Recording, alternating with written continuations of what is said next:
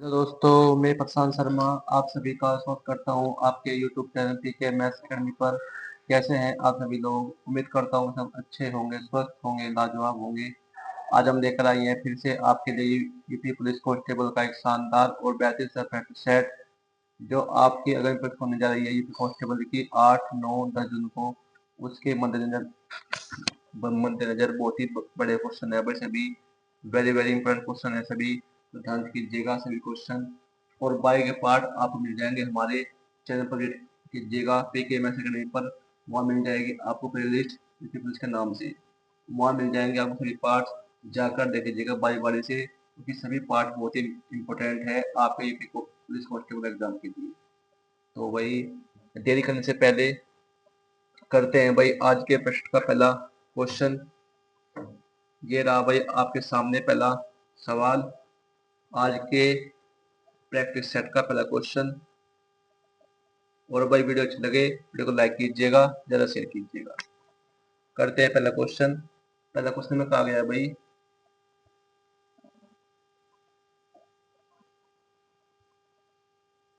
यदि 25 और 36 का मध्य अनुपात ज्ञात कीजिए। 25 और 36 का मध्य अनुपात ज्ञात कीजिए। जब भी हमें ज्ञात करना हो क्या, मध्य अनुपाती, तो इसका मध्य अनुपात ज्ञात करने का फॉर्मूला होता है आपका वर्गमूल में a गुणा b। a का मान 25 है, b का मान 36 है। a का मान 25 और b का मान 36। 25 किसका वर्गमूल होता है 5 का, 36 होता है किसका 6 का। तो 5 गुना 6, 6 पंजे 30, तो 30 होगा भाई इसका मध्य अनुपाती। यही होगा इस सवाल का सही आंसर। ऑप्शन नंबर बी होगा इसका सही आंसर। ठीक है भाई, करते हैं भाई नेक्स्ट क्वेश्चन। सभी सवाल आपके प्रीवियस ईयर क्वेश्चन है, जो आपके यूपी पुलिस क्वेश्चन में पूछे गए सवाल है। तो ध्यान कीजिएगा, सही बात बहुत ही, सभी सवाल बहुत ही इंपॉर्टेंट है, मोस्ट इंपॉर्टेंट। करते हैं भाई, यदि 16 और 25 का मध्य अनुपात ज्ञात कीजिए। 16 और 25 का मध्य अनुपात ज्ञात कीजिए। बिल्कुल सेम सवाल है, इसे भी से करेंगे।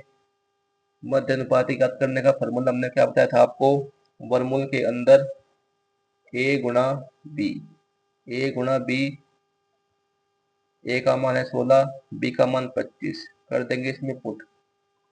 a का मान है 16, b का मान है 25। 16 किसका वर्गमूल होता है 4 का, 25 किसका है भाई वर्गमूल 5 का।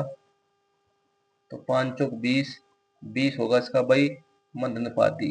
ये होगा इस सवाल का सही आंसर। ऑप्शन नंबर बी होगा इसका सही आंसर। वीडियो यदि अच्छी लगे तो वीडियो को ज़्यादा शेयर कीजिएगा अपने भाइयों मित्रों में, जो भी तैयारी कर रहा है यूपी पुलिस कांस्टेबल की। और एक प्यारा सा कमेंट भी कर दीजिएगा वीडियो के कमेंट में। ठीक है भाई, करते हैं भाई नेक्स्ट क्वेश्चन। क्वेश्चन में कहा गया है भाई, 770 तक कितनी संख्याएं 3 और 5 दोनों से विभाज्य है। बहुत ही बड़ा क्वेश्चन है भाई, मोस्ट इम्पोर्टेंट। इस टाइप का सवाल आपके क्वेश्चन में पूछने की पूरी संभावना है। सवाल में कहा गया है भाई, 770 तक कितनी संख्याएं 3 और 5 दोनों से विभाज्य है। तो जब भी आपको इस टाइप का सवाल दे दे एग्जाम में, क्या करना है, पहले हम लेंगे इन दोनों का एलसीएम। 3 और 5 लेंगे हम एलसीएम, 3 और 5 लेंगे हम एलसीएम। इनका जो एलसीएम आएगा वो क्या आएगा आपका भाई 15। जो भी एलसीएम आएगा उसे कर देंगे इससे भाग भाई। तो 770 को देंगे हम भाग इससे 15 से, जो हमारा एलसीएम आया है, भाग दो भाई। तो 15 पंजे 75, 15 पंजे 75, कितना बचा भाई 2, टाली 0, 15 एकम 15, तो 51 होगा भाई इसका सही आंसर। यानी कि 770 तक 51 ऐसी संख्याएं हैं जो 3 और 5 दोनों से विभाज्य होगी। ठीक है भाई, 770 तक 51 ऐसी संख्याएं हैं जो 3 और 5 दोनों से विभाज्य होगी। कितनी 51, ऑप्शन नंबर सी होगा इसका सही आंसर। करते हैं भाई इसी टाइप का एक और क्वेश्चन।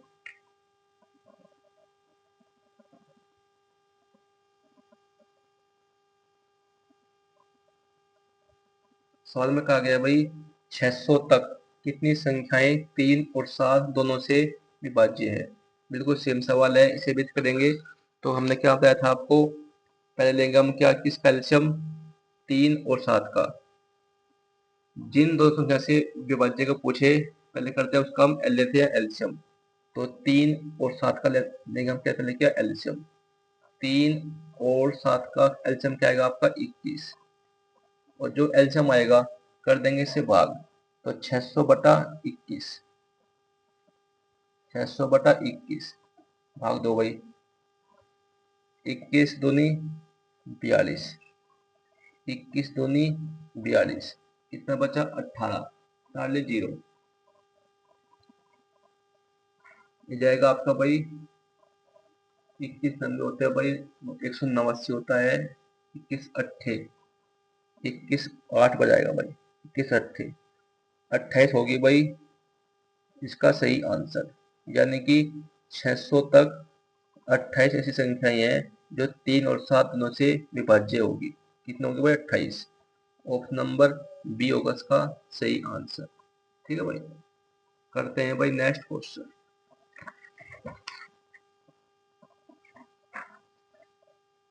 करते हैं भाई नेक्स्ट क्वेश्चन।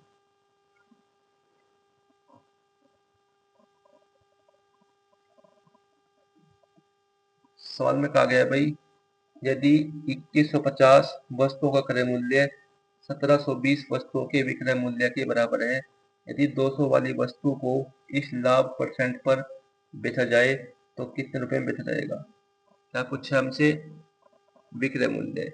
जहाँ भी क्या आ जाए आपका बेचा बेचा जाएगा वो क्या होता है आपका विक्रय मूल्य। जहाँ जाए आपका खरीदा गया वो क्या होता है आपका क्रय मूल्य यानी कि सीपी कॉस्ट प्राइस। तो 2150 वस्तुओं का क्रय मूल्य 1720 वस्तुओं के विक्रय मूल्य के बराबर है। तो एक काम करो भाई, यहाँ भी एक जीरो है, यहाँ भी जीरो है, एक जीरो से जीरो काट दो। अब इसे काटो आप, एक काम करो इसे बाद में काटेंगे भाई।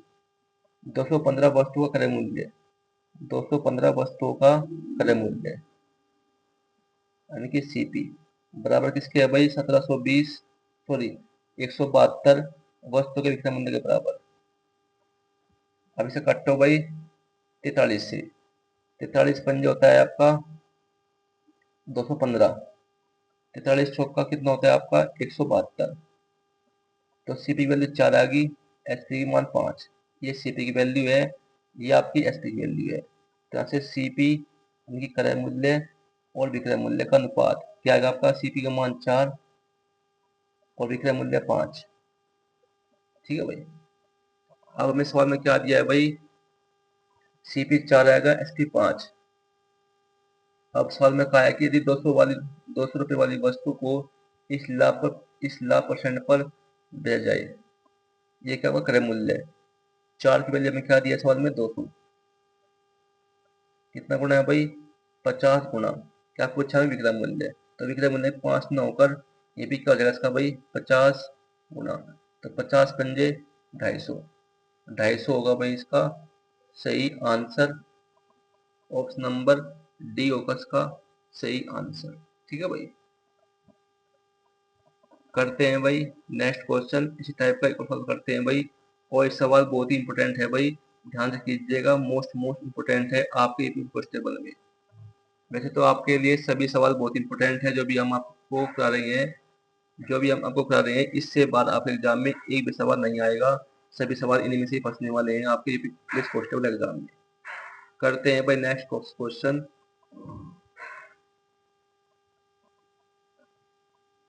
सवाल में कहा गया है भाई यदि 2750 वस्तुओं का क्रय मूल्य 2200 वस्तुओं के विक्रय मूल्य के बराबर है, यदि 160 रुपए वाली वस्तु को इस लाभ परसेंट पर बेचा जाए, ये क्या आपका भाई क्रय मूल्य सीपी का मान, तो कितने रुपए में बेचा जाएगा।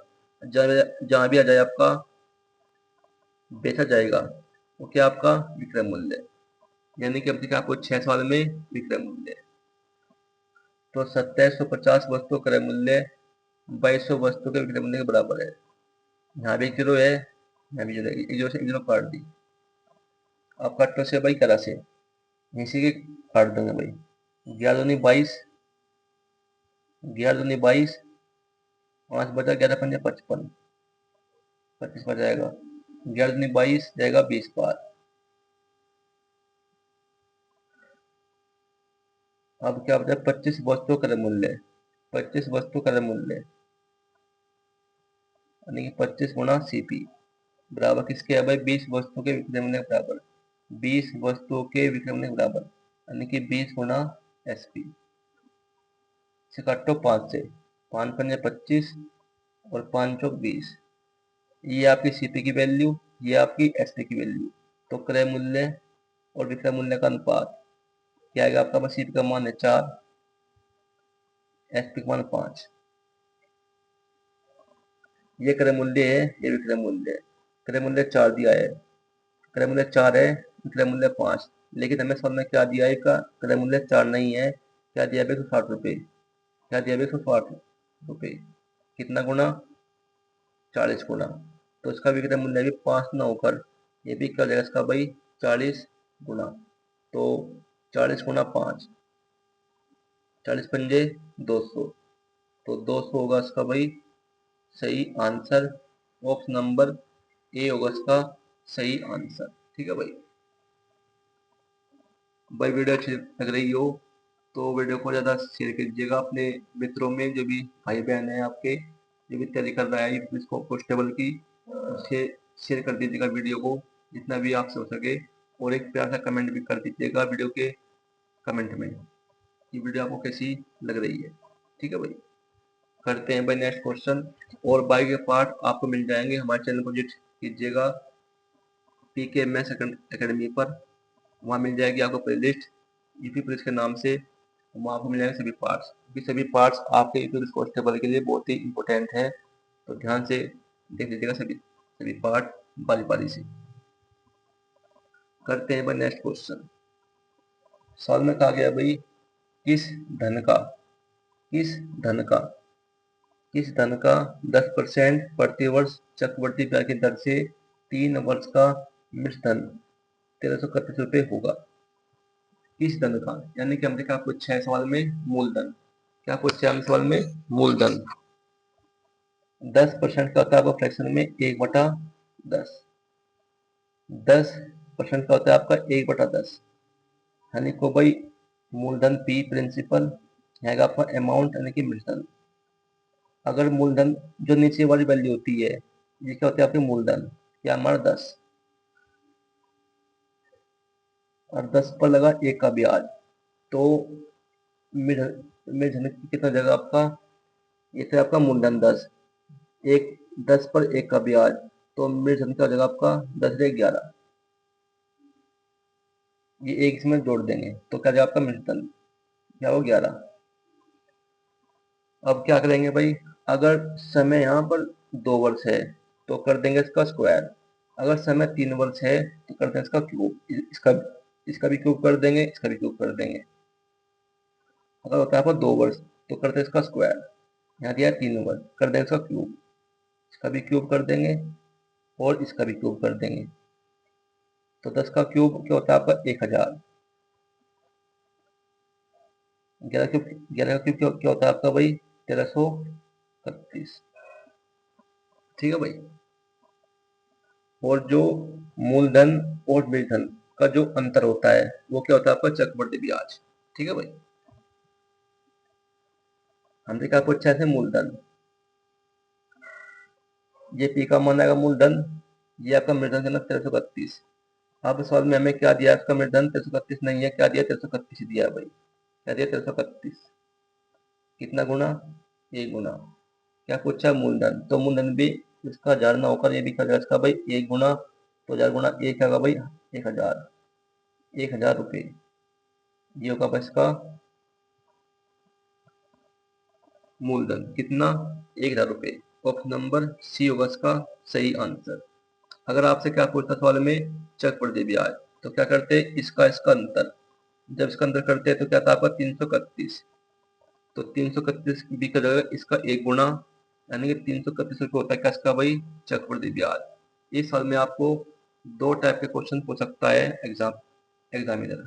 ठीक है भाई, तो ध्यान से कीजिएगा इस टाइप के सवाल को भी, ये भी सवाल बहुत ही इंपॉर्टेंट है आपके यूपीएससी कांस्टेबल के लिए। ठीक है भाई, करते हैं भाई इसी टाइप का एक और सवाल। सभी सवाल अपने आप में बहुत ही इंपॉर्टेंट है, वेरी वेरी इंपॉर्टेंट है। करते हैं नेक्स्ट क्वेश्चन। सवाल में कहा गया है भाई कि किस धन का 5% प्रतिवर्ष चक्रवृद्धि ब्याज की दर से 3 वर्ष का मूलधन 9261 होगा। 5% का मतलब क्या होता है आपका 1/20। देखो भाई मूलधन P आएगा आपका मूलधन, जो नीचे वाली वैल्यू होती है ये क्या होता है आपका मूलधन, ये आपका 20 पर 1 का ब्याज। तो मूलधन का होगा क्या हो जाएगा इसका भाई, 20 और 21, एक जोड़ देंगे तो क्या जाएगा आपका भाई मूलधन। समय दिया है 3 वर्ष, तो कर देगा इसका क्यूब, इसका भी क्यूब कर देंगे और इसका भी क्यूब कर देंगे। अगर होता समय 2 वर्ष तो करते इसका स्क्वायर, लेकिन सवाल में समय दिया है 3 वर्ष, तो कर देगा क्यूब। 20 का क्यूब क्या होता है आपका 8000। 21 का क्यूब क्या दिया आपका, 21 का क्यूब क्या होता है आपका 9261। ये आएगा आपका मूलधन, ये आएगा आपका मूलधन। और सवाल में भी हमें दिया है क्या, मूलधन का 9261 ही दिया है। क्या दिया इसका मूलधन में सवाल में, 9261। कितना गुना, 1 गुना। तो इसका मूलधन भी 8000 भी 8000 ना होगा, ये भी क्या इसका भाई 1 गुना। तो 8000 गुना 1, 8000, ये होगा इसका भाई मूलधन। ऑप्शन नंबर बी होगा इसका सही आंसर। इस क्वेश्चन में आपको एक और क्वेश्चन और क्या पूछा जा सकता है कि चक्रवृद्धि ब्याज क्या होगा। चक्रवृद्धि ब्याज क्या क्या होगा भाई, इसका इसका अंतर, इसका इसका अंतर, जो अंतर आएगा वो भी क्या होगा भाई 1 गुना। क्या होगा भाई 1 गुना। जब इसका ये 1 गुना है तो चक्रवृद्धि ब्याज भी क्या होगा इसका भाई 1 गुना। अगर आपसे क्या पूछता है सवाल में चक्रवृद्धि ब्याज, लेकिन सवाल में हमसे क्या पूछा है मूलधन, वो क्या है आपका भाई 8000 रुपये। ऑप्शन नंबर बी होगा इसका सही आंसर। ठीक है भाई, करते हैं भाई नेक्स्ट क्वेश्चन।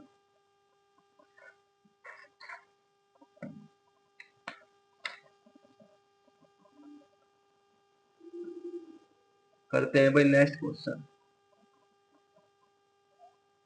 सवाल में कहा गया है भाई एक नाव 57 घंटे में धारा के विपरीत दिशा में 285 किलोमीटर जाती है और 67 घंटे में 469 किलोमीटर धारा की दिशा में जाती है।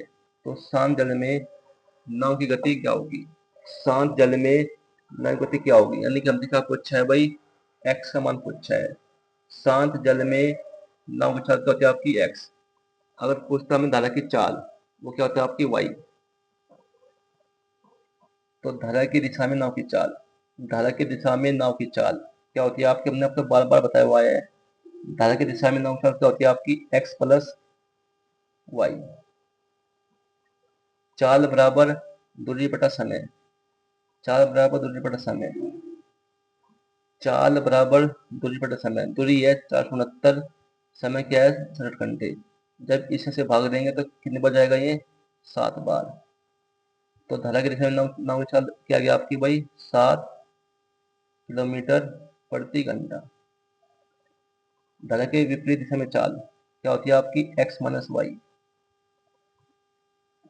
धारा की दिशा में ना चाल क्या होती है आपकी एक्स प्लस वाई, और धारा के विपरीत चाल क्या होती है आपकी एक्स माइनस वाई।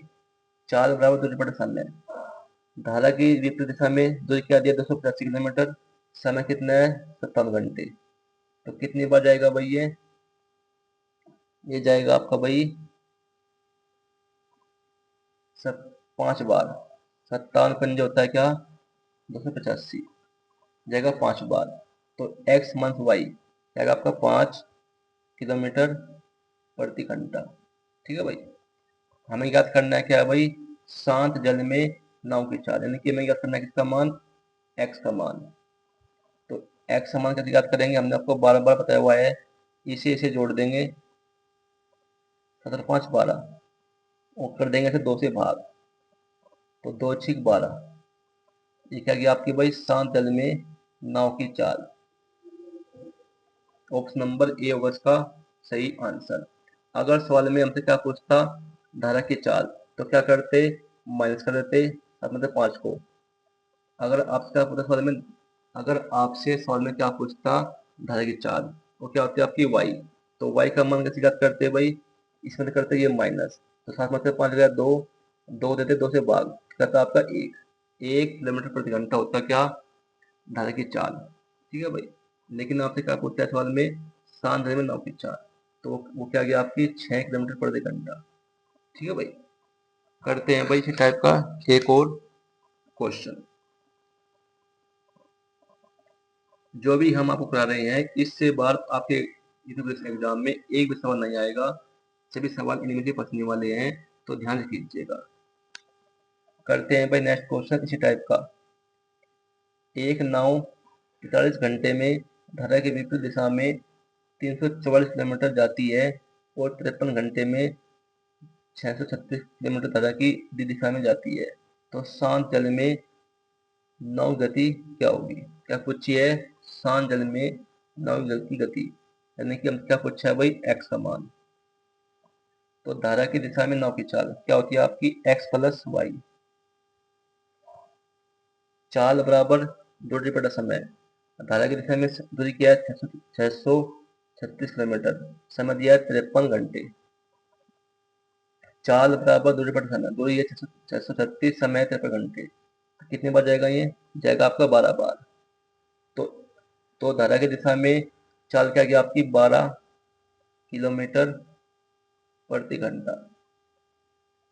इसी प्रकार धारा की विपरीत दिशा में चाल, यानी कि x माइनस वाई, धारा की विपरीत चाल क्या हो गया आपकी, चाल बराबर दूरी बटा समय, दूरी कितनी है 344 किलोमीटर, समय है आपका 43 घंटे, कितने बच जाएगा भाई ये 43 अट्ठे क्या होता है आपका भाई 344, जाएगा कितनी बार 8 बार।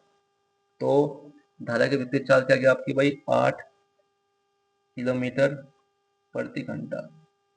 क्या पूछा हमसे, शांत जल में नाव की चाल, यानी कि x समान, तो कैसे करेंगे x समान जाते भाई, इसे से जोड़ देंगे 12 8 20 और कर देंगे से 2 से भाग, 3 बच जाएगा 10 बार, तो 10